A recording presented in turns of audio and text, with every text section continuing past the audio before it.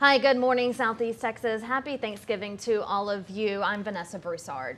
Yeah, and I'm James Brown. We'll continue to monitor the situation that's going on down in Port Neches, of course. And even we say Port Neches, but it's a lot more large area than just Port Neches itself. Right. What we know at this hour is that mandatory evacuations are still in place for the cities of Port Neches, Groves, Nederland, and North Port Arthur. These are mandatory evacuations that are still in place. You're looking at new video right now coming in from this morning where our chopper was over the scene of the TPC plant, and you can see that the fire is still going on. You can see the flames in different parts of your screen. You can also see this huge plume of black smoke still billowing into the air over the plant into Port Neches and surrounding cities. And James, there's a big change in the wind direction today. Yeah, we're talking about that cold front that came through the area yesterday morning, and that brought everything down into the Gulf of Mexico. Now we have east winds that are taking over, and most of the day is going to be east, then we'll shift to the southeast by late in the day. But you can see our Skycam network down in Port Arthur at east wind at 10 miles per hour right now. And again, looks like that will be the case for most of the day today. Now, another thing to notice is that plume of smoke that's coming out of the refinery is not as high in the atmosphere as it was yesterday, because of the balls of just really intense heat, and the flames were allowing that plume to go even higher. It's closer to the ground because there's not as much heat and not as many flames that are going on, or not as large. So this smoke is just about treetop tall, and some folks are even saying, yeah, I can smell something burning. And Paris Kane, our reporter down there, she said, I can smell something burning. I don't necessarily smell a chemical in the air. And that's probably a good thing, because if this is butadiene that's burning off, we want it to burn off. We don't want to have to smell the chemical. Smell a little char, a little burn. You're going to smell that because it's a fire and it's smoke. And we were talking about how close it is to the treetops right here, but you can see at the bottom of your screen, if I back out of the screen a little bit, just how close these homes are right here too, to where those smoke plumes are hovering. Yeah, and this is a good probably 10 miles away from the actual site of the fire, but this is down in Port Arthur at Lamar State College, looking back up to the north and east. But again, you can see the smoke moving in a general west direction because of that east wind that's now taking over. And we'll see that east to southeast wind today, tonight, and for tomorrow. So it's going to be one of those situations where, okay, if it stays east, then everything goes west, right? If it turns southeast, then things move northwest, you know, so it could actually meander a little bit with this plume of smoke that continues to still billowing across the area. Yeah, and let's talk a little bit about the product that's burning right now. You're familiar with this product? Yeah, I am. You know, I used to work at the refinery back in the 70s, and it's a very volatile gas, but it's heavier than air. And it actually, when they would have a small leak at the plant, you know, they'd sound the alarms. You couldn't drive into it. You didn't want to spark it. You have to ride your bike, walk, or run. But you know, butadiene is one of those chemicals or gases that's heavier than the air, and it looks like kind of a green misty fog that will roll right over the surface of the ground, and you go, oh, hey, you know, I know what that is, or whatever. But it's also extremely flammable. And if you could lay out a mile stretch, light one end, the other end would light at the same time. That's the flash point. Right. Yeah.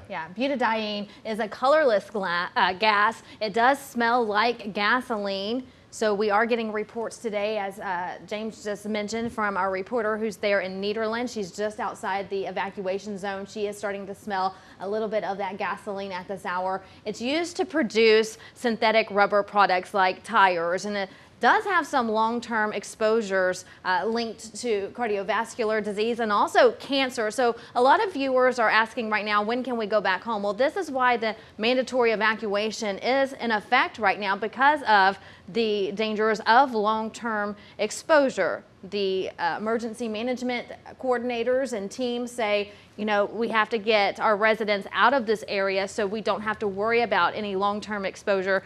So you're not breathing that in right now while that continues to burn. Here are some of the symptoms of butadiene: nausea, headache, decreased blood pressure, blurred vision, drowsiness, fatigue, and vertigo. So that gives you a little idea. James giving great perspective on just how flammable butadiene is. Yeah, and it's certainly one of those things that if this is what's burning off, we would rather have it burn off than the raw chemical to just come out. And then, what do you do with it? You can't contain it that way. Right. So this is maybe one of those blessings in disguise situations. So, I know it's a holiday, it's Thanksgiving, you want to be at home in your kitchen, you probably have a refrigerator full of food, we all do, but in the grand scheme of things, safety is the #1 concern, and you may be displaced, you may be at a hotel. Hotels in Beaumont are booked today. We're calling around and they all seem to be booked.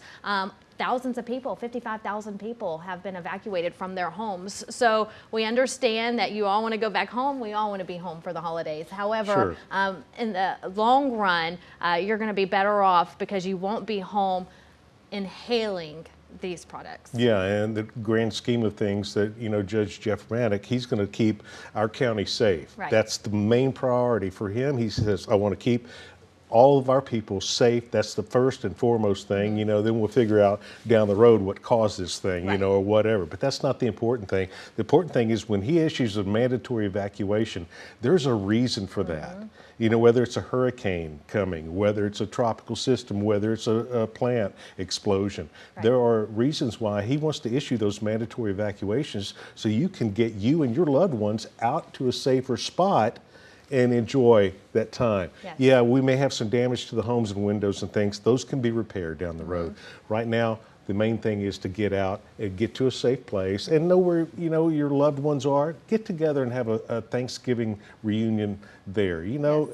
Nothing would be worse than having to stay in a spot where you're inhaling carcinogens or whatever it is in the atmosphere. You don't want to do that, and long-term health effects. You can't mess with butadiene. You can't mess with those chemicals like benzene. You can't mess with hydrocarbons. You can't mess with all that stuff. That's why Jeff Brannick, our county judge, is smart enough to say, hey, let's go ahead and do this because we want to err on the side of error, and caution. Yeah, caution. And a lot of you are spending your holiday in a hotel room. As we just mentioned, Beaumont, just the city of Beaumont is booked. People have gone to Louisiana, they have gone to Austin, we see people going to Houston, Baytown, but if you are in the Beaumont area, here's a few places that are opening today to offer you and your family some Thanksgiving meals. Now, these places are open. They weren't expecting this plant explosion to happen yesterday, so while supplies last, while the food lasts, the Expo Center opens at 10, Crestwood Baptist 9, Clay Dugas and Associates 9, Morningstar Baptist 9, Grace and Truth at noon. This is also on our Facebook page, Twitter page, 12newsnow.com. Call around to your local restaurants, wherever you're located and displaced at this time, whatever city you're in, just call the restaurants there and see if they're offering it. They're open this morning, offering any meals for your family. Not the best case scenario. We understand you want to be home, but definitely not the worst case scenario either. Same statistics as yesterday. Good news is no fatalities, and that's just a miracle in itself. It really is. The first initial explosion, and then that second huge explosion, and the different smaller ones in between, and to say that only 3 injuries were reported is truly miraculous, and they walked away from this with non-life-threatening injuries, and that to me is the most important thing that we can be thankful for today. Yeah, and you put it right. I think it is a miracle that God's looking after this area and these men, this community. Right. We have to deal with the after effects of it, and that's what we're going to be doing with this for the next couple of days, I'm sure.